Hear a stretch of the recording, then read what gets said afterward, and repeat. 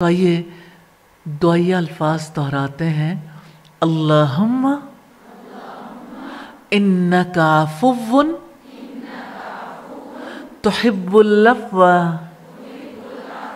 فاعف عنا۔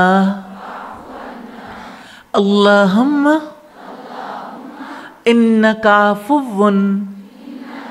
اللهم إنك عفو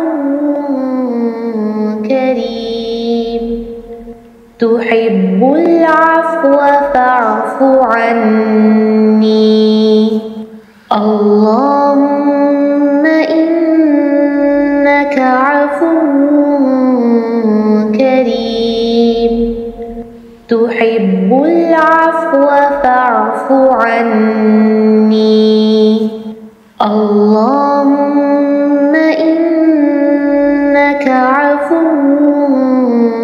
كريم تحب العفو فاعف عني۔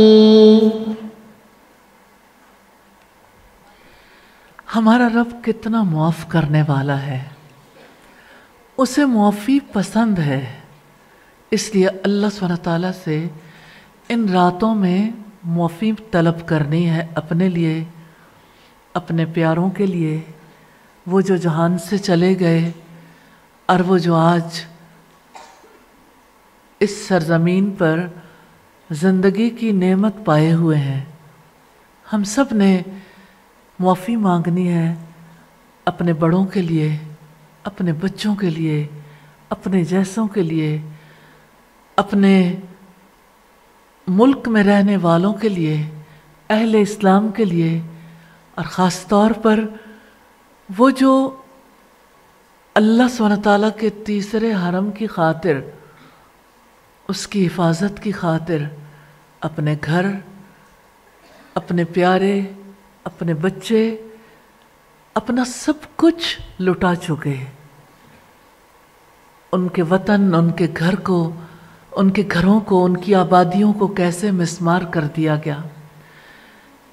اس رات میں ان کا حق ہے ہم ان کے لیے دعا کریں، اپنے رب سے التجا کریں، درخواست کریں کہ ان کی آزمائش، ان کے امتحان کو اللہ سبحانہ تعالیٰ اب دنیا میں بھی ان کے لیے باعث برکت بنا دے اور انہیں اس آزمائش سے نکال دے، اور جو کچھ ان پر بیتی، جو انہوں نے صبر کیا، جس طرح وہ ڈٹے رہے اپنے محاذ پر، اللہ سبحانہ تعالیٰ ان کی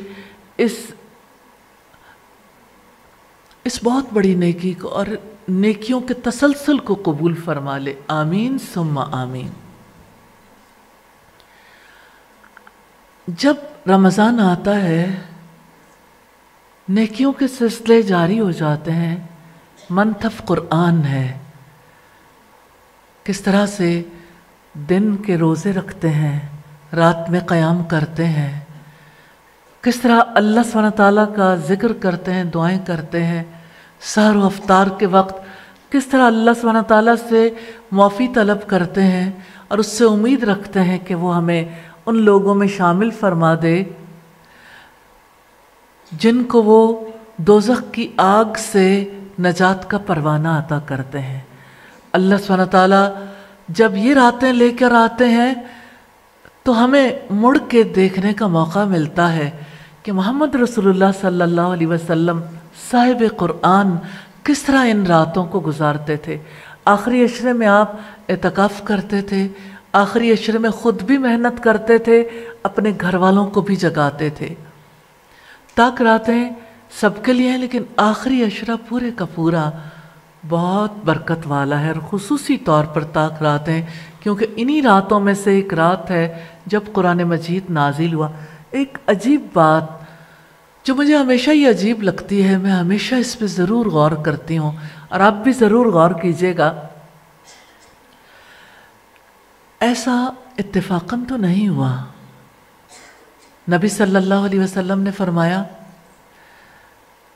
صحف ابراہیم اس وقت نازل ہوئے جب رمضان کی پہلی تاریخ تھی، تورات تب نازل ہوئی جب رمضان کے 6 دن گزر چکے تھے، انجیل تب نازل ہوئی جب رمضان کے 13 دن گزر چکے تھے، زبور تب نازل ہوئی جب رمضان کے 18 دن گزر چکے تھے، اور قرآن تب نازل ہوا جب رمضان کے 24 دن گزر چکے تھے۔ اللہ اکبر! اللہ سبحانہ تعالیٰ کی طرف سے آنے والا ہر پیغام اسی مہینے میں انسانوں کے پاس آیا۔ اس سے پتہ چلتا ہے کہ یہ مہینہ کتنی خیر و برکت والا، اور اس مہینے کی اور ان راتوں کی بڑی خاص بات ہے۔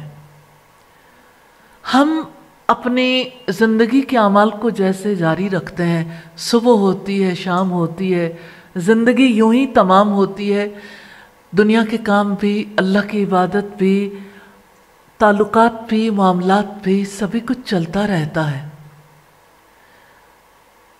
اس بھاگ دوڑ میں کتنے کم لوگ ہیں جن کو یہ سوچنے کا موقع ملتا ہے کہ اللہ سبحانہ تعالیٰ کی اس کائنات کا نظام کیسے چلتا ہے، انسانوں کی زندگی کے فیصلے کیسے ہوئے، کیسے ایک ہی وقت میں لاکھوں لوگ لقمہ اجل بنتے ہیں، اور کیسے لاکھوں زندگیاں اللہ سبحانہ تعالیٰ کے حکم سے وجود میں آتی ہیں۔ لمحہ ایک ہے، ایک ہی لمحے میں زندگی بھی ہے، موت بھی، ایک ہی لمحے میں کوئی رزق سے محروم ہو رہا ہے، کسی کو اللہ سبحانہ تعالیٰ رزق کی برکت دے رہے ہیں، ایک ہی لمحے میں کوئی مجرم بن رہا ہے، کوئی مومن بن رہا ہے۔ اللہ سبحانہ تعالیٰ نے اس رات کے بارے میں بڑی خاص بات ارشاد فرمائی کہ فرشتے اور روح اللہ سبحانہ تعالیٰ کی طرف سے ہر حکیمانہ فیصلہ لے کر نازل ہوتے ہیں۔ آپ میں سے کون ہے جو نہیں جانتا ہوگا کہ اللہ تعالیٰ کی تقدیر کے فیصلوں کو لے کر اس رات میں فرشتے نازل ہوتے ہیں۔ 1 سالہ پلان فرشتوں کے حوالے کر دیا جاتا ہے امپلیمنٹیشن کے لیے۔ 1 سال میں جو کچھ ہونے والا ہے اس رات میں سپرد کیا جاتا ہے، اور یہ رات ایسی ہے جس میں انسان اللہ سبحانہ تعالیٰ سے کیسے مغفرت کی دعائیں کرتے ہیں، رحمت کی دعائیں کرتے ہیں، برکت کی معافی کی دعائیں کرتے ہیں۔ اور جب اللہ سبحانہ تعالیٰ سے دعائیں کرتے ہیں تو کتنی دعائیں ہوتی ہیں جو تقدیر بدلنے کے لیے ہم اللہ سبحانہ تعالیٰ کے سامنے رکھتے ہیں، کبھی رزق کے حوالے سے، کبھی زندگی کے حوالے سے، کبھی اللہ سبحانہ تعالیٰ کے قرب کے حوالے سے، کبھی دنیا کے دیگر معاملات کے حوالے سے، اپنی پریشانیاں، اپنی مشکلات، اپنی حاجات، ضروریات، سبھی کچھ۔ تقدیر کے بارے میں تو آپ جانتے ہیں کہ اللہ سبحانہ تعالیٰ نے زمین و آسمان کے پیدا کرنے سے 50,000 سال پہلے تقدیر لکھوائی، پھر قلم اٹھا لیے اور صحیفے خشک ہو گئے۔ اللہ سبحانہ تعالیٰ کی تقدیر لکھی گئی، پھر آج ہم دعا کیوں کرتے ہیں؟ آج ہم اس فکسڈ تقدیر کے بارے میں اگر یہ سوچیں کچھ بدلنے والا نہیں، تو کیا ہر ایک سے کام کرنے کی موٹیویشن چھن نہیں جاتی؟ تو ہمیں تقدیر کے بارے میں ایک بات ضرور ذہن میں رکھنی ہوگی۔ امام البانی رحمہ اللہ کہتے ہیں، تقدیر کی قسموں کو بیان کرتے ہوئے تقدیر معلق کو واضح کرتے ہیں۔ معلق کہتا ہے لٹکی ہوئی کو۔ وہ مثال دیتے ہیں کہ جیسے کسی انسان کی عمر، مثال کے طور پر اللہ سبحانہ تعالیٰ نے 60 سال لکھی ہے اور اس کی گنجائش رکھی ہے کہ اگر کوئی صلہ رحمی کرے، رشتہ داری کو جوڑے، یا نیکی کے ایسے کام کر لے جس کی وجہ سے اللہ سبحانہ تعالیٰ اس کی عمر میں 90 سال تک اضافہ کر دیں، یہ بھی تقدیر کا حصہ ہے۔ لیکن 60 to 90 ایئرز ہر ایک کے لیے نہیں، یہ ایک ایگزامپل ہے۔ 60 to 90 ایئرز، 60 سے 90 سال تک ہینگنگ ہے، کہ بندے نے اس بارے میں کیا کیا. جیسے نبی صلی اللہ علیہ وسلم نے فرمایا صلہ رحمی کرنے والے کے لیے اس کے رزق اور عمر میں برکت دے دی جاتی ہے.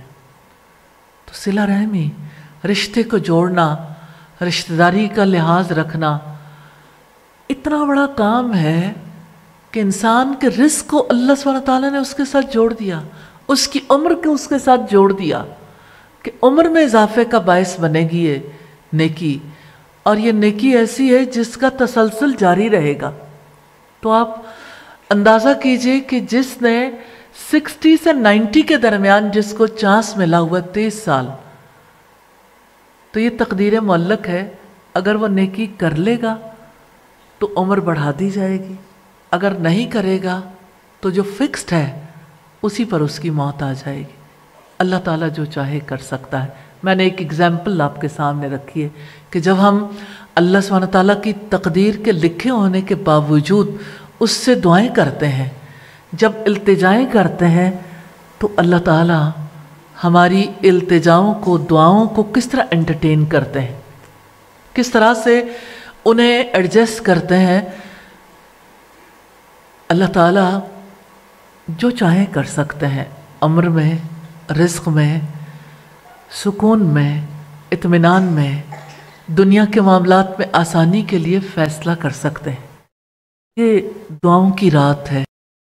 یہ تقدیری فیصلوں کے امپلیمنٹ کرنے کے لیے فرشتوں کے ہاتھ میں جو پلان دیے جاتے ہیں، ان پلانز میں چینج لانے کی رات ہے جو اللہ سبحانہ تعالیٰ چاہے. تو ہم تو اللہ سبحانہ تعالیٰ کے آگے ہاتھ پھیلانے کے لیے مل کر حاضر ہوئے ہیں تاکہ اللہ تعالیٰ ہم پر رحم فرما دیں، ہماری امت پر رحم فرما دیں. میں آپ کے سامنے وہ وقت رکھنا چاہتی ہوں، یہ نزول قرآن کا سفر ہے. کیا آپ اپنے تصور کی آنکھ سے غار حرا میں پہنچ سکتے ہیں؟ اس کیفیت کو لے سکتے ہیں جو اللہ کے رسول صلی اللہ علیہ وسلم کی کیفیت تھی. دنیا کے سب سے عظیم انسان کیسے اپنے دور، اپنے وقت کے حالات سے پریشان تھے، کیسے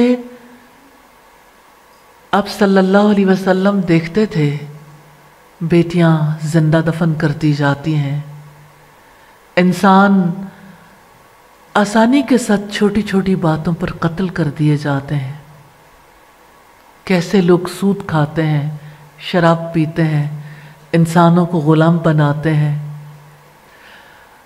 کس طرح سے انسانوں کی زندگی تنگ کر دی گئی ہے. لیکن آپ کے پاس کوئی حل نہیں تھا.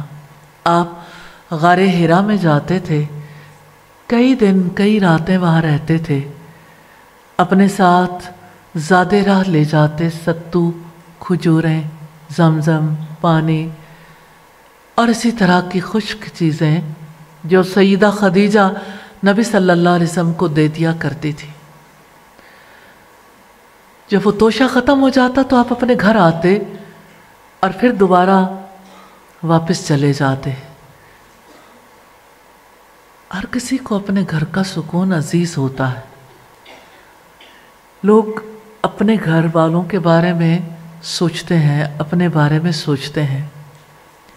انسانوں کا درد لینا، انسانوں کے بارے میں سوچنا، اپنی ذات کی دلدل سے باہر نکل کے دوسروں کا غم لینا، یہ عام انسانوں کا کام نہیں ہے.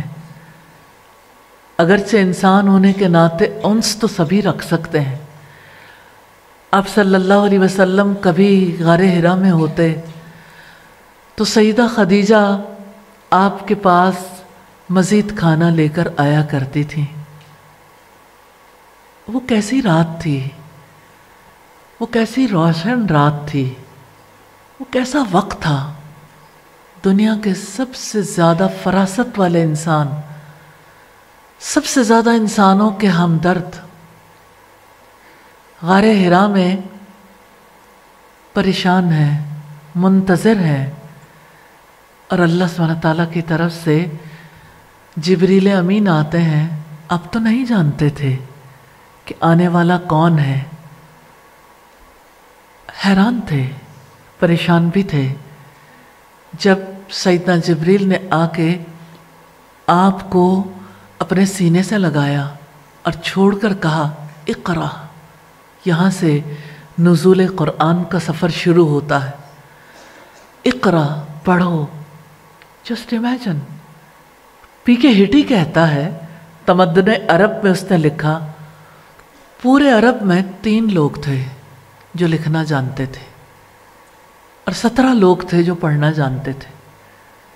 ایسے ماحول میں ایک نئی آواز ہے، بالکل روٹین سے ہٹی ہوئی بات ہے، اقرا، پڑھو.